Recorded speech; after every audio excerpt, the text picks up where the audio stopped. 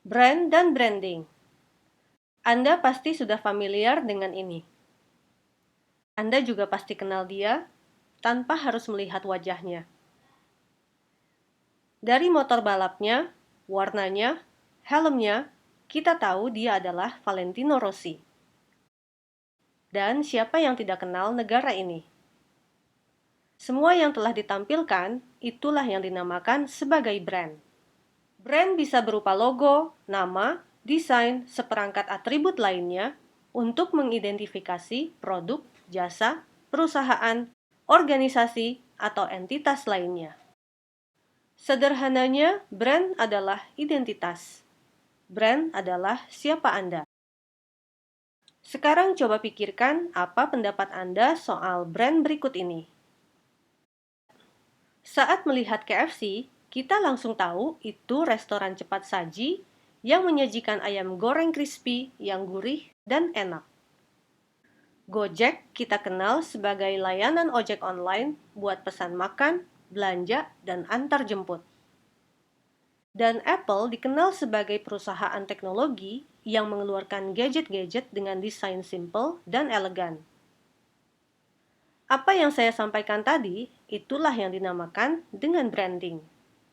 Branding adalah persepsi terhadap identitas sebuah brand.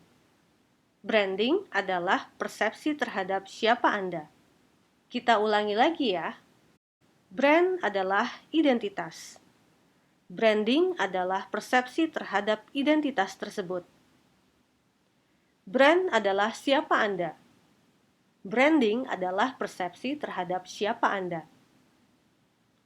Setiap perusahaan, organisasi, produk, termasuk diri Anda sendiri, punya identitas yang membedakan satu sama lainnya. Kita semua sebenarnya sudah punya persepsi tentang siapa diri kita yang dibangun dari dalam. Ini seperti kita membayangkan brand itu sebagai manusia. Punya alasan untuk bertahan hidup, selalu berupaya untuk berkembang, dan punya beberapa hal yang kita pegang dalam hidup. Komponen-komponen itulah yang kita branding dari dalam diri kita. Sama seperti brand, komponen-komponen aset itu terlebih dahulu ditemukan melalui proses branding dari dalam brand itu sendiri. Apa saja itu? Ada brand purpose, yaitu ada alasan kuat untuk menghadirkan brand tersebut. Ada brand vision and mission, yaitu kehendak dan upaya brand tersebut untuk berkembang. Ada brand core values, yaitu nilai-nilai yang diyakini brand tersebut. Selain proses branding dari dalam, persepsi terhadap brand juga butuh dibangun di benak audiens yang kita targetkan. Proses branding tersebut dilakukan dengan cara menemukan 1. Apa brand positioning-nya? Yaitu menemukan apa yang membuat audiens bisa mengingat brand kita di tengah persaingan dengan brand lainnya.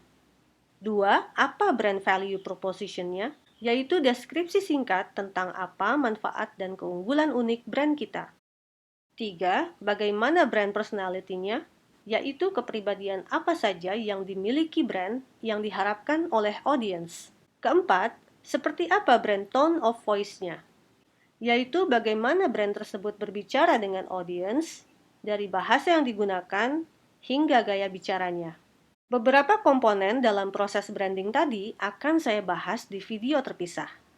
Setelah selesai menemukan apa, siapa, dan seperti apa brand kita, baik dari dalam maupun di benak konsumen, barulah kita bisa mengkomunikasikan brand kita melalui marketing maupun advertising.